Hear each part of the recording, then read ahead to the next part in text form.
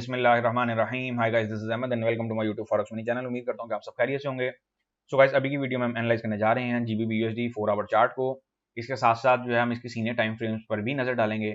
Pound basically आप देख सकते हैं कि ये जो सामने स्ट्रक्चर मैंने ओपन किया हुआ है ये काफी पुराना स्ट्रक्चर है, पर इतना पुराना अभी नहीं है। आप इसको 2 3 4 हफ्ते जो है पुराना स्ट्रक्चर कंसीडर कर सकते हैं कि तब से जो है वो हम इसकी सेलिंग प्लान करते आ रहे हैं। और आप लोगों ने ये भी देख ही लिया होगा कि जब एक बेयरिश चैनल चल रहा होता है तो फिर वो क्या इम्पैक्ट करता है। और ये आप लोगों को समझाने का पर्पस ये है यहाँ पे, जो लोग गोल्ड के पॉइंट ऑफ व्यू से या जो लोग ये समझ रहे हैं कि गोल्ड अगर बेयरिश चैनल में चल रहा है तो वो एक फर्दर अपसाइड की मूवमेंट दे सकता है, तो वो ऐसी मूवमेंट फेक जरूर दे सकता है, लेकिन उसकी डेस्टिनेशन कुछ ऐसी ही होगी। ये आपको बहुत गहरी बात समझा दी है, इसको नोट कर लें अपने पास, हो सके तो डायरी में नोट कर लें। अच्छा जी, पाउंड के हवाले से अब क्या बात है, यहाँ पे दो तरह के इन्वेस्टर हैं और दो तरह के ट्रेडर हैं। एक तो हैं जो यहाँ से बाइंग में बैठेंगे, एक वो हैं जो अपसाइड से बाय में बैठते आ रहे हैं और वो यहाँ पे थक चुके हैं, कुछ तो यहाँ से निकल गए हैं। आप यूं समझ लें कि 60 to 70% ट्रेडर्स के जो अकाउंट है वो वॉश आउट हो चुके हैं, और वो तभी हो गए थे जब पाउंड ने 1.1000 का लेवल ब्रेक किया था। कुछ के अकाउंट 1.0950 के लेवल तक जो है वो स्टे कर पाए, उसके बाद वो भी वॉश आउट हो गए। लेकिन मार्केट एक ऐसी डिप खाने चली गई जिसकी किसी को उम्मीद नहीं थी। अगरचे आप लोगों को काफी अरसे से मैं ये कहता आ रहा हूँ कि पाउंड जो है वो एक वीकनेस का शिकार हुआ है, और जब से ये यूरोजोन से बाहर हुआ है, जब से ये यूरोप से अलग हुआ है, तब से ना सिर्फ पाउंड की वाट लगी है बल्कि यूरो की भी भरपूर तरीके से लगी है। और आप लोग यूं कह सकते हैं कि मेरी नज़र में इनको जो है ना वो अलहदगी रास नहीं आई, और नो डाउट कि ये लोग अब दोबारा स्ट्रगल करेंगे फिर उठेंगे। अगर बात करते हैं हम एक जनरल पॉइंट ऑफ व्यू से, तो ये जो सिनेरियो बना है ये किसी गैम्बलिंग से जो है ना वो कम का सिनेरियो नहीं है। और यही वजह है कि मार्केट को जो है वो एक फॉरेक्स गैम्बलिंग के नाम से भी जाना जाता है कि जी पता ही नहीं चलता कब कहाँ क्या हो जाए, किस लिए हो जाए। और एक चीज़ मैं आप लोगों को ज़रूर कहूँगा, मैं बेसिकली प्रीमियम चैनल में भी मैंने ये चीज़ पिछले हफ्ते ही बोली थी कि फ्राइडे और मंडे को जो है ना वो आप लोग ट्रेडिंग एक्टिविटी में बहुत जो है ना वो एहतियात बरता करें। मैं अगर बात करूं अपनी, तो मैं फ्राइडे को ट्रेडिंग नहीं करता। फ्राइडे को मार्केट्स ने एक क्लोजिंग देनी होती है, और ना सिर्फ क्लोजिंग देनी होती है बल्कि मार्केट पे कुछ ऐसा प्रेशर मेंटेन हुआ होता है कि इन्होंने मार्केट को एक वे में ले जाना होता है। अगर मैं बात करता हूं अगले हफ्ते के हवाले से, जितने भी बिगिनर ट्रेडर्स हैं या जितने न्यू ट्रेडर्स हैं, आप सबको मेरी एडवाइस है कि अभी मार्केट से थोड़े टाइम के लिए बाहर हो जाएं। कोशिश करेंगे अगला हफ्ता आप मार्केट में हो ही ना, और जो लोग चल रहे हैं सिर्फ वही अपनी ट्रेड्स मैनेज करें। उसकी सबसे बड़ी रीजन इस टाइम ये है कि मार्केट इस टाइम बहुत पैनिक का शिकार हुई हुई है, और आप लोग 50 पिप कैसल लगाओगे वो भी हिट होने के हाई चांसेस हैं, आप लोग 100 पिप कैसल लगाओगे वो भी हिट होने के हाई चांसेस हैं, आप लोग 200 पिप कैसल भी रख लो। अगर आप लोग ये सोचते हो कि सर हमारे पास तो $5000 का अकाउंट है और ये ज्यादा से ज्यादा कहां तक चला जाएगा, तो भाई इस टाइम वो वाला पॉइंट नहीं है मार्केट में। इस टाइम मार्केट ज्यादा से ज्यादा ऐसे तरीके से जाएगी कि आपका जो $5000 है वो भी किस टाइम पे मार्केट से निकल जाएगा आपको समझ ही नहीं आएगी।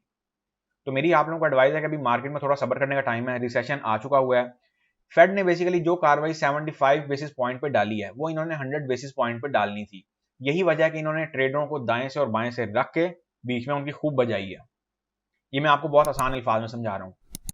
इन्होंने 100 बेसिस पॉइंट की मार्केट में अफवाह फैलाई कि जी हम 100 बेसिस पॉइंट बढ़ाएंगे तो मार्केट में तूफान ऐसा आएगा, लेकिन इन्होंने वो तूफान 75 बेसिस पॉइंट पे दे मारा, जो कि एक अब यही बात है कि यही वो पॉइंट है जब जो है ना ये मार्केट एक गैम्बलिंग टाइप लगती है। ये मार्केट एक जो है ना वो एक आसान अल्फाज में अगर मैं बहुत रफ जुबान में बोलूँ ना तो एक जुए का अड्डा लगती है कि यार क्या है कि लगाया आगे आगे ना आया ना आए।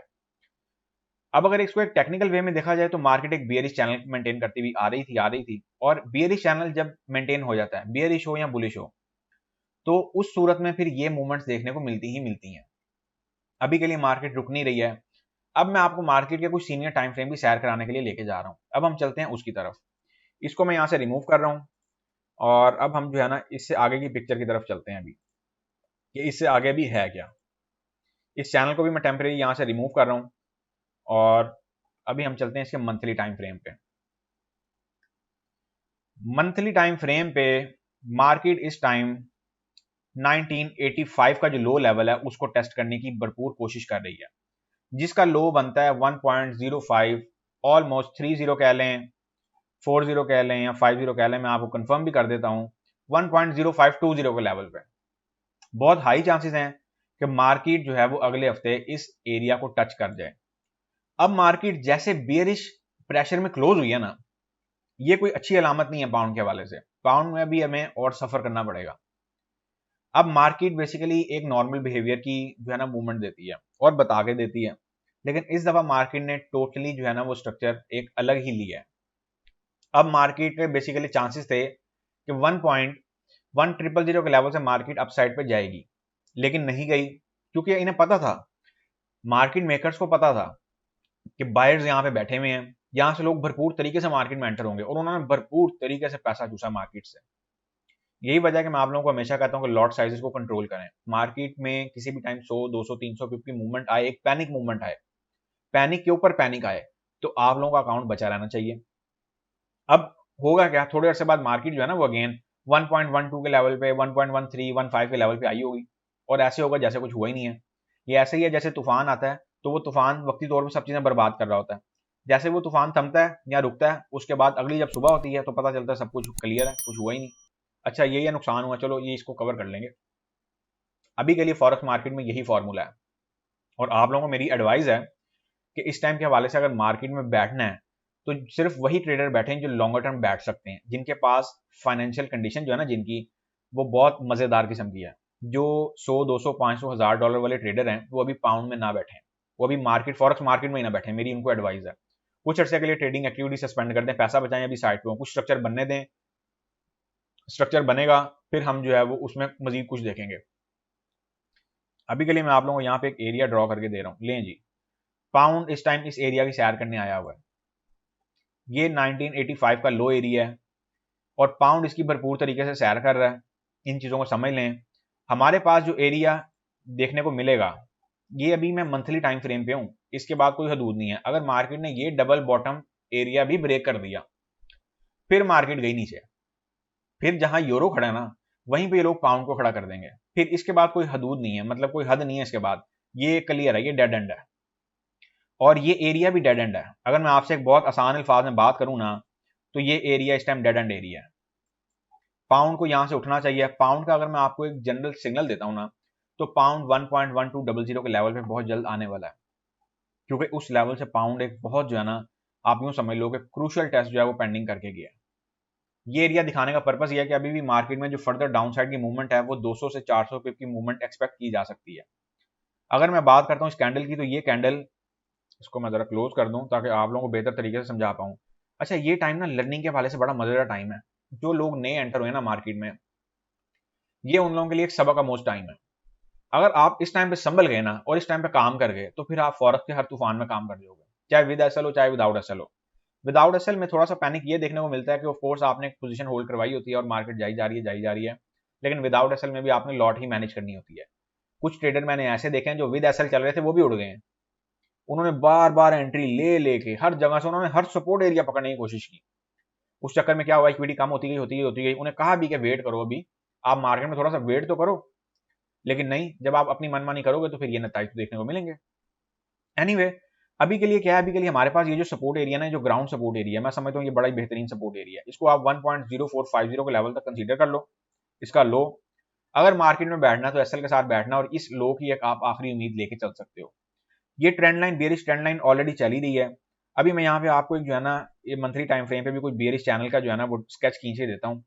अब मैं ये स्केच बेसिकली यार इसीलिए नहीं खींचता कि आप लोग एकदम पैनिक का शिकार हो जाओगे, और वो स्केच खींच के देने का पर्पस ये होता है कि आप लोग इसको जनरल रीडिंग में लो। अब मैंने ये स्केच खींच दिया, अब आप लोगों का यहाँ पे क्वेश्चन ये बन रहा होगा कि सर इसमें भी बेरिश चैनल है, तो क्या फर्दर ये इससे डाउन जा सकता है? इसी वजह से आप लोगों को कह रहा हूँ कि अभी मार्केट में ना 1 से 2 हफ्ते, खास तौर पे जो अगले 1 से 2 हफ्ते हैं, सितंबर की क्लोजिंग और अक्टूबर की ओपनिंग, इन दोनों पर तवज्जो रख के बैठो मार्केट में। इन दोनों पर इस टाइम मार्केट में तवज्जो रख के बैठनी बहुत जरूरी है। और मार्केट जो है वो इस टाइम आप देख सकते हो कि इस लेवल पे आई हुई है। अगर मार्केट सपोर्ट एरिया से अभी के लिए उठ जाती है, लेट सपोज मार्केट यहाँ से इस सपोर्ट एरिया पे जो है वो टेस्ट करके 1.0600 का लेवल या 1.0500 का लेवल टेस्ट करके उठ जाती है, और मार्केट फिर कुछ ऐसा सिनेरियो बनाती है। लेकिन ये सिनेरियो, चूंकि ये मंथली टाइम फ्रेम है, ये सिनेरियो बनने में और आने में महीने लगेंगे। इस चीज को भी ज़हन में रखना है। ऐसा नहीं है कि ये सिनेरियो कल या परसों में आ जाएगा। अभी मार्केट यहाँ पे कुछ हो सकता है, जैसे ये कैंडल डाउन आ रही है वैसे ही हमें अगले हफ्ते की कैंडल जो है वो यहाँ से बुलिश देखने को मिल जाए। लेकिन यहाँ पे भी किसी भी चीज की कोई कंफर्मेशन नहीं है, कोई कंफर्मेशन नहीं है। आरएसआई देख लो, आरएसआई बेसिकली यार मुझे भी पसंद है, मैं आरएसआई में कभी कीड़े नहीं निकालता, लेकिन आरएसआई भी देख लो, यहाँ पे आरएसआई भी साथ छोड़ गया। RSI का जो इंडिकेटर है वो भी यहाँ पे साथ छोड़ गया। इस लेवल पे बेसिकली मैं मार्केट में रिबाउंड एक्सपेक्ट कर रहा हूँ और रिबाउंड 1.1200 के लेवल पे एक्सपेक्ट कर रहा हूँ। अब हम चलते हैं वापस 4 आवर चार्ट पे। मेरा ख्याल है मंथली चार्ट की जो रीडिंग थी वो आप लोगों को मैंने काफ़ी दे दी है और बहुत मज़ेदार किस्म की दे दी है, और आप लोगों को उम्मीद करता हूँ कि सबसे हटके दी है। और इन चीज़ों को समझा करें, सोचा करें, मार्केट में कब, कहाँ, क्यों, किस लिए हो रहा है, इस चीज़ को अपने जहन में रखा करें। मार्केट में मूवमेंट आने से घबराना नहीं है। अगर आप लोग प्रॉपर वे में एक प्रॉपर ट्रेडिंग के रूल फॉलो करके चल रहे हो, फिर नहीं घबराना। और इस वीकेंड की वीडियो को आप एज ए लेक्चर लो, इस वीडियो को बार बार देखो कि मार्केट जो है वो किस हद तक आप लोगों के साथ सलूक कर सकती है, और मार्केट क्यों कर रही है, कब, कहाँ, क्या, किस लिए, क्यों, इन सब चीज़ों पे टाइम है आप लोगों के पास अब सोचने का। अभी कुछ एंड नहीं हुआ। यहाँ से आप यूँ समझ लो कि आपकी एक न्यू जर्नी जो है उसका स्टार्ट हो सकता है, और बहुत बेहतर तरीके से हो सकता है। लेकिन करना आपने खुद है, समझना आपने खुद है। टीचर का काम होता है लेक्चर देना, पढ़ना बच्चों ने खुद होता है। Keep in mind. अच्छा जी, 4 आवर चार्ट पे जो है ना वो, अभी हम चलते हैं इसको D1 के स्ट्रक्चर्स के पॉइंट ऑफ व्यू से जरा पकड़ते हैं। D1 पे बेसिकली, D1 पे भी अगर बात की जाए तो D1 पे भी जो है वो मार्केट ने उसी प्रेशर से कैंडल क्लोज की हुई है। ये आप लोग देख लें।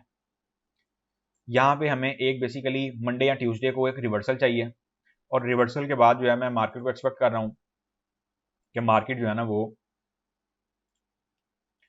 कुछ इस एरिया तक जाए। देन फिर जो है वो फर्दर डाउन साइड की तरफ हम देखेंगे कि क्या स्ट्रक्चर बनता है। अगर मैं बात करता हूँ यहाँ पे 4 आवर चार्ट की, 4 आवर चार्ट रिमेन बड़ा न्यूट्रल है, बड़ा सिंपल सा है, और कहीं पे भी ज़्यादा कंफ्यूज होने की भी ज़रूरत नहीं है। कंफ्यूज होने की ज़रूरत किस लिए नहीं है? इसीलिए नहीं है कि अगर आप पैनिक का शिकार हो जाओगे तो फिर मार्केट में काम नहीं कर पाओगे। फिर यूँ समझ लो, अभी के लिए आप कहोगे कि यार मार्केट जो है बहुत बुरी है, थोड़ी देर से बाद जब मार्केट अच्छी होगी तो फिर आप लोग कहोगे यार ये तो वही मार्केट है जो बहुत अच्छी है। H4 पे अगर मैं बात करूँ तो H4 पे मार्केट इसी एरिया से रिवर्सल जो है वो बनाने की भरपूर कोशिश कर रही है, भरपूर कोशिश, और यहाँ से रिवर्सल एक्सपेक्ट भी की जा सकती है। लेकिन यहाँ पे रिवर्सल कैसी वाली एक्सपेक्ट कर रहा हूँ मैं कि मार्केट हो सकता है ओपन होने के साथ एक डाउन साइड की विक दे, और देन फिर मार्केट जो है वो कुछ ऐसा सिनेरियो पकड़े। फिर मार्केट जो है वो 1.1200 का लेवल जो मैंने आप लोगों को बता दिया है, 1.1200 का लेवल इस टाइम मार्केट के लिए की रेजिस्टेंस एरिया है। Mark my words. और ये मैं यहाँ पे आप लोगों को लाइन भी लगा देता हूँ ताकि आप लोगों को जो है समझने में आसानी हो। 4 आवर चार्ट पे हमें एक ट्रेंड लाइन देखने को मिल रही है, जो मैंने पहले यहाँ पे अभी रिमूव की थी। मैं उसे अगेन जो है वो ड्रॉ कर देता हूँ ताकि आप लोग जो है वो उसको समझ सकें। और अगर आपका कहीं पे अकाउंट स्टक है तो फिर आप मेरे से कंसल्ट कर सकते हैं, और ये मैं ऑन द स्पॉट आपको देके बताऊंगा कि आप किस कैटेगरी में फॉल करते हैं। ये थे हमारे वीकेंड एनालिसिस पाउंड के। उम्मीद करता हूँ कि आपको बहुत बेहतर तरीके से समझा पाया हूँ, कहीं पे भी ज़्यादा कंफ्यूज होने की ज़रूरत नहीं है। फिर भी यहाँ से अगर आप लोगों ने कोई एंट्री लेनी है, अब देखो ना ये सपोर्ट एरिया H4 के पॉइंट ऑफ व्यू से कितना बड़ा है। ये जो जोन है ये बेसिकली सपोर्ट एरिया नहीं, ये सपोर्ट एरिया से आगे ही कहानी निकल गई है, ये बेसिकली एक जोन बन गया। अब यहाँ पे अगर मैं आप लोगों को लेट सपोज एक ट्रेड देता भी हूँ ना, मान लिया मैंने आप लोगों को 1.0800 से बाइंग दे दी, उसका एसएल जो है वो एक वीकली बेसिस के पॉइंट ऑफ व्यू से ना 300 पिप का एसएल बन जाएगा 1.0500, और ऑफ कोर्स इसमें 300 पिप का एसएल और 400 पिप का रिवॉर्ड भी आपके लिए बन जाएगा। ये 1:1 पॉइंट समथिंग की ट्रेड आपकी बनेगी वीकली बेसिस पे। ये लो, यहाँ पे भी कहीं पे कंफ्यूज नहीं होना। 1.0500 का जो है वो एसएल रख लो, और 1.0450 का लेवल का एसएल रखो, बल्कि 1:1 का इसको जो है वो आप कंसीडर करो। लेकिन लॉट साइज नॉर्मल होना चाहिए। लॉट साइज अगर नहीं समझ में आने वाला होगा तो फिर छोड़ दो। और न्यू ट्रेडर हैं आप तो मार्केट से बाहर, अभी मार्केट में कोई काम नहीं है, क्योंकि मेरी आप लोगों को स्ट्रांगली सजेशन है, अभी मैं टेलीग्राम में भी पोस्ट कर दूंगा कि आप लोग जो है वो अगले हफ्ते के लिए मार्केट से दूर हो जाओ। अगला हफ्ता मार्केट में बैठने वाला नहीं है, लेकिन इन्होंने बेसिकली 75 बेसिस पॉइंट और 100 बेसिस पॉइंट के जो है ना मद में कार्रवाई डाली है। इस चीज़ को अब आप लोग ध्यान में रखो, कार्रवाई डाल ली है, डाल दें। फर्दर हमारे पास क्या देखने को मिलता है अब हम उस पर तवज्जो करेंगे। सो गाइस, अब हमारी मुलाकात होगी नेक्स्ट वीडियो में। वीडियो को लाइक और अपने दोस्तों के साथ शेयर करना मत भूलिएगा। मुझे दें इजाजत, अल्लाह हाफिज।